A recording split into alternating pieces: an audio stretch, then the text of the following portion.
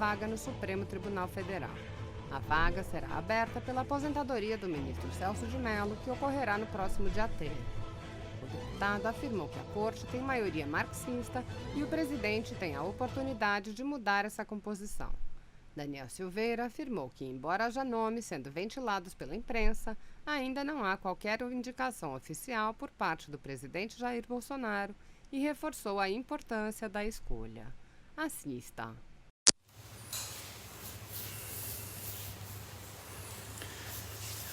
Fala pessoal, bom dia.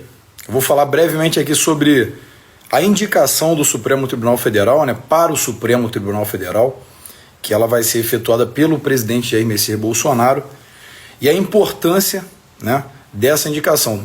Na minha opinião, será a maior coisa que o presidente fará durante esse seu primeiro mandato. Será o maior avanço que nós teremos.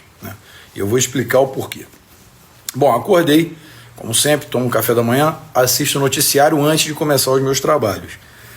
E daqui a pouco estou indo para o meu gabinete, mas de qualquer maneira eu queria passar aqui a minha visão, o meu espectro de visão para todos vocês. Vamos lá. Esperar só, pessoal. Bom dia para quem está entrando aí. E vou tentar ser muito breve no que eu vou falar, mas porque isso está me incomodando muito. Foram pulverizados, na verdade, vamos colocar a concordância correta aqui. Foram pulverizados alguns nomes, para a indicação do STF. A indicação do STF, ela é feita pelo presidente da República. Esse nome, então, ele vai ser subordinado ao Senado para uma sabatinada, para que, aprovado ou não, ele seja, então, integrado à corte ou não, correto? Os requisitos, eles estão lá no artigo 101 da Constituição, para que você tenha qualificação, digamos assim, para ser um ministro do Supremo, porque essa Constituição ela foi criada para que você colocasse qualquer um lá, literalmente, ipsis literis, qualquer um, qualquer nome. E assim foi feito durante anos e anos, apesar de juristas, sendo advogados, promotores, a maioria desembargadores que são oriundos do 5º Constitucional, lá atrás, sempre nomeados, elevados ao cargo de desembargadores por um presidente comunista, entende? Então nós temos uma composição do STF, várias composições durante esses anos, de pessoas que são totalmente favoráveis ao marxismo, são pessoas socialistas que institucionalizaram decisões socialistas e monocráticas no Supremo. Mas essa é a minha crítica ferrenha que eu sempre faço e quem me acompanha sabe muito bem disso. O que acontece? Tem um nome, que é o Cássio Nunes, que é um dos nomes que foi pulverizado pela mídia, por alguns blogueiros de esquerda, o próprio advogado do PT, criminoso, Cacai, com várias falas aí, sempre atacando as pessoas. Eu tenho lá a minha opinião pessoal a respeito desse indivíduo aí, mas não é esse diapasão que nós vamos explorar. E se ele elogiou o nome, se a Dilma elogia, se os esquerdistas elogiam e batem palmas, pensa 1000 vezes porque é porcaria.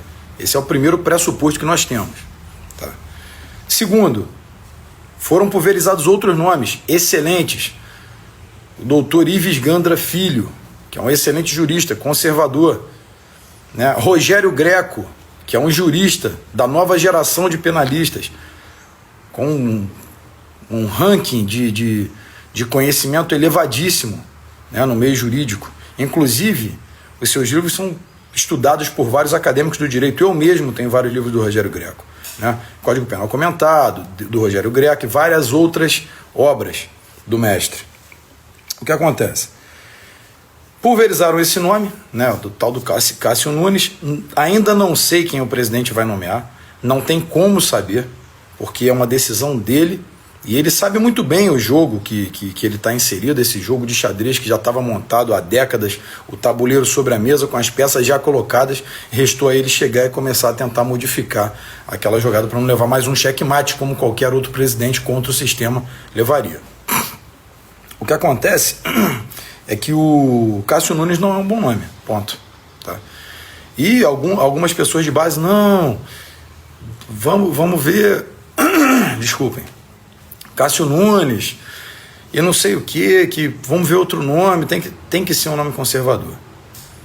É meio termo ou nada, não, mas aí não vai passar na sabatinada do Senado, eu vou dar um prospecto de visão para vocês.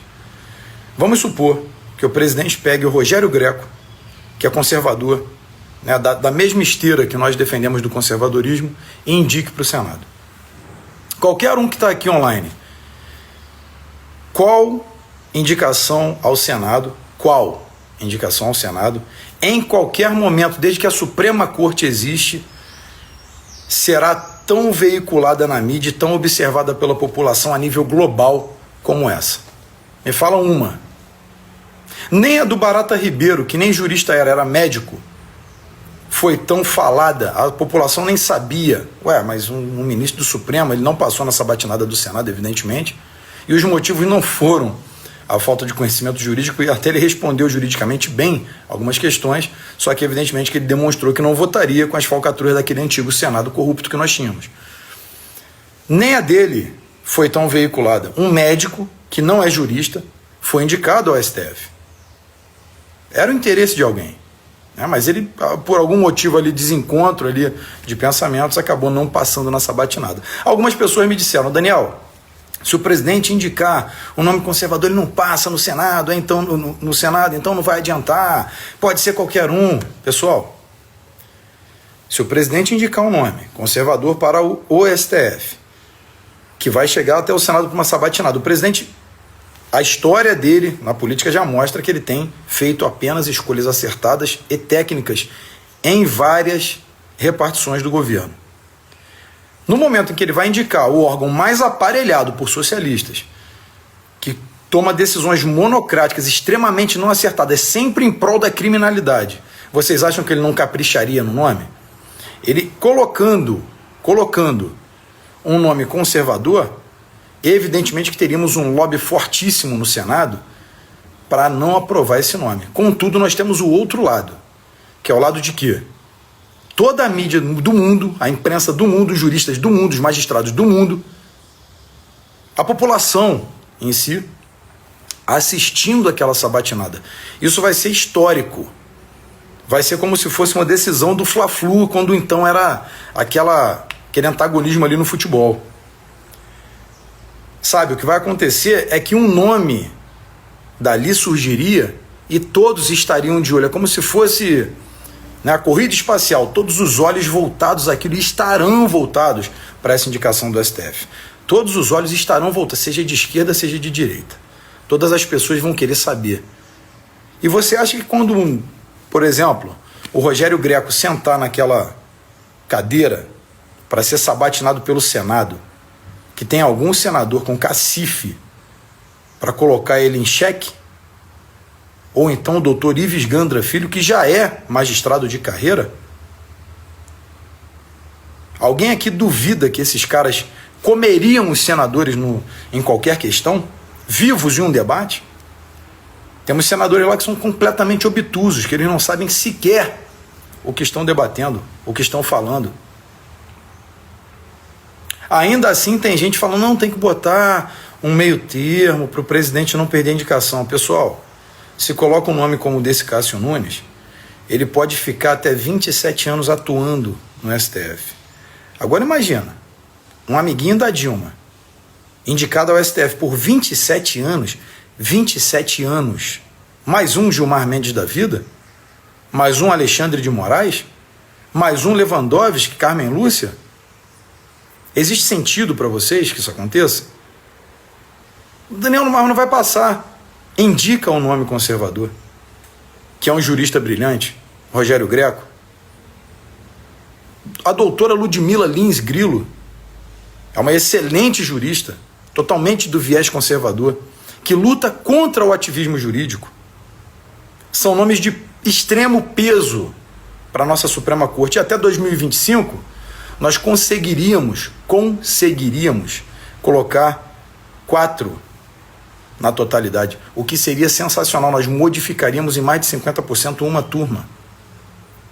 E o sucessor do presidente Bolsonaro, e a gente está falando aqui em sucessão, quando ele indicar um nome, mais alguns nomes seriam indicados e poderíamos compor pelo menos uma turma inteira, 50% do STF, com conservadores que vão contra a pauta socioglobalista, contra a legalização do aborto, das drogas, sem proteger corrupção, né?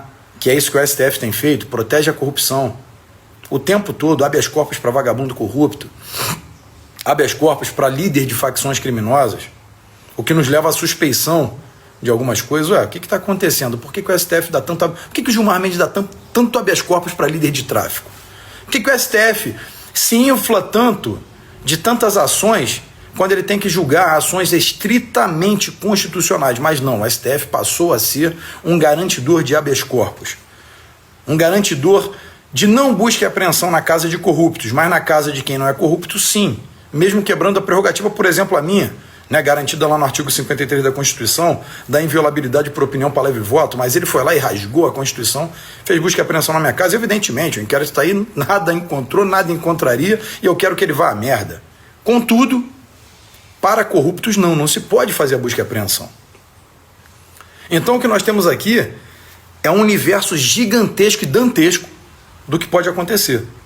Se nós, nesse primeiro momento, tivermos um nome que não esteja alinhado com o nosso viés conservador contra esse sistema socialista que vem se implantando cada vez mais no Brasil, e agora silenciosamente, agora eles escamotearam as suas intenções. E o STF continua com as intenções ali explícitas, evidentemente. Né? A decisão do Fachin em proibir a polícia e policiais de operarem em favelas, salvo em casos extremos e somente a tropa de elite, o BOP, o choque. É isso que nós temos. Se nós não desaparelharmos o STF, que é o órgão mais perigoso do Brasil, aí você vê por quê. Fazendo ingerência nos três, desrespeitando a tripartição do Estado, né? Eles desrespeitam a tripartição dos poderes, fazendo a ingerência na indicação do presidente para diretor da Polícia Federal, determinando quem vai tomar as decisões durante a famigerada pandemia, que é um pandemônio, uma engenharia social em massa, que eu já falei, maior análise comportamental em massa da história da humanidade, essa maldita pandemia do Covid-19. Quem vai tomar essas decisões são prefeitos e governadores, o presidente não pode, rasgando a Constituição e várias outras decisões não acertadas deles. Vocês têm que julgar, ministro do STF, assuntos relacionados à corte, à Constituição. Não se metam onde não são chamados, não se metam onde não é a área de vocês. E agora, essa decisão que nós teremos que tomar, que nós podemos opinar, né, aqui pela rede social, e também nas ruas, e também até chegar até o presidente e falar: presidente, eu posso, com a minha pequena contribuição, tentar aqui fazer alguma coisa só para dar um insight de pensamento, talvez uma ideia, para que nós possamos indicar um bom nome. O que nós queremos é desaparelhamento. Então, é muito importante que esse nome seja muito bem escolhido, peneirado, e que não importa a ideologia de direita que ele tenha, porque ele chegando até o STF, até o Senado, e o Senado querendo, alguns senadores ali, alguns senadores ali querendo sabatiná-lo de forma negativa para poder denegrir ou execrar a sua imagem, retirá-lo do pleito, evidentemente esses nomes que eu mencionei, por exemplo, tanto o Rogério Greco, quanto a Ludmila Lins Grilo, quanto o doutor Ives Gandra Filho e vários outros juristas conservadores, eles não iriam congelar na hora de uma resposta. Eles têm conhecimento empírico profundo da situação jurídica. Eles não são somente aquele quinto item do artigo 101 que diz notável saber jurídico. Eles não têm só esse notável saber jurídico que é do mundo do abstrato. Eles são juristas, conhecedores do assunto. Tá certo? Então é isso que eu queria passar para vocês e falar que é o perigo que nós corremos, né? Tem alguém falando que o áudio está baixo. Vocês estão conseguindo me ouvir bem? Estão conseguindo me ouvir bem? Alguém responde aí para eu poder dar continuidade.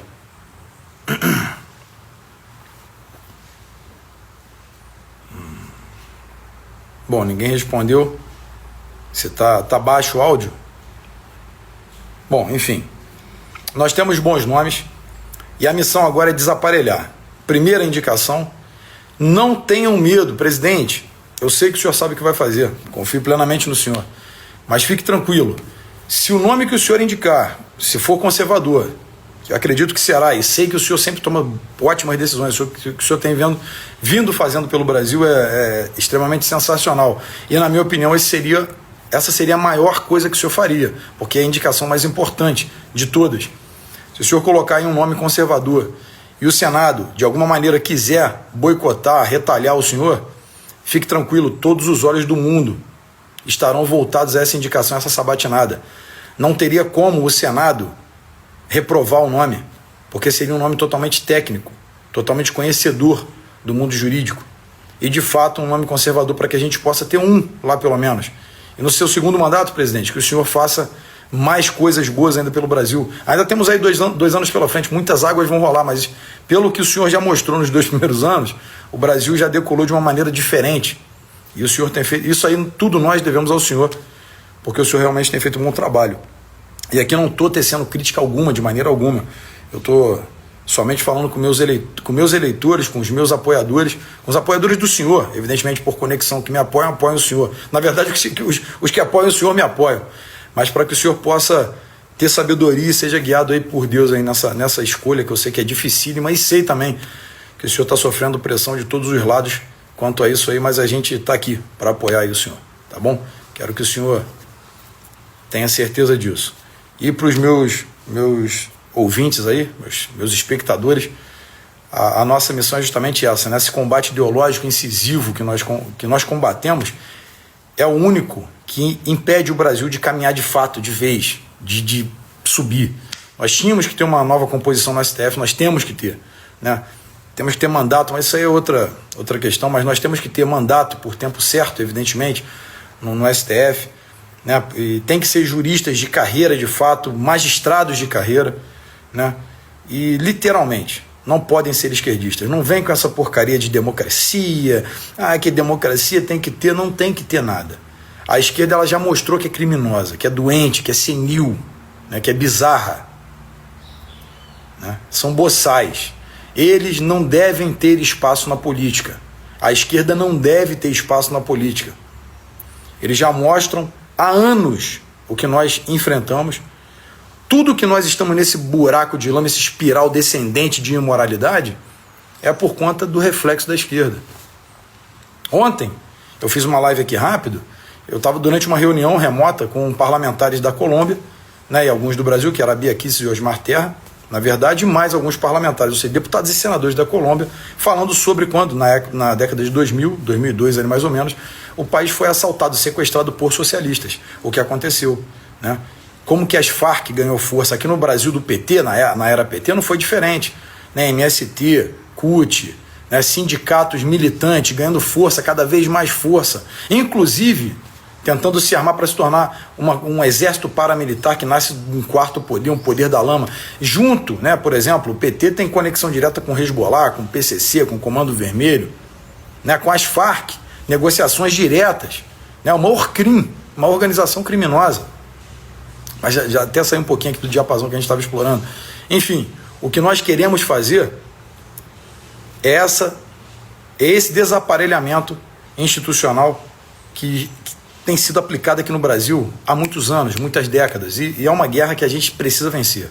Então estou aqui para dar essa mensagem aí para que vocês, bom dia a todos aí, para que vocês compreendessem o meu pensamento, e depois talvez eu faça mais uma live nesse mesmo sentido, né, com mais calma. Eu acordei mais ou menos 7 horas, tomei meu café, aí estava aqui vendo o noticiário, que eu gosto de ver o noticiário, para que eu tenha o ponto crítico, né? Muitas pessoas falam, não assista, assista, porque você vai conseguir ver o quanto eles tentam doutriná-lo, para que você possa também ter a sua criticidade, ter um espectro de visão e falar, poxa, será que é isso aqui mesmo? Deixa eu questionar, deixa eu entender, deixa eu estudar isso aqui. Não acredite de primeira mão o que passa na mídia. Eu estou aqui criticando aqui o nome do Cássio Nunes, porque vou ser crítico, tá?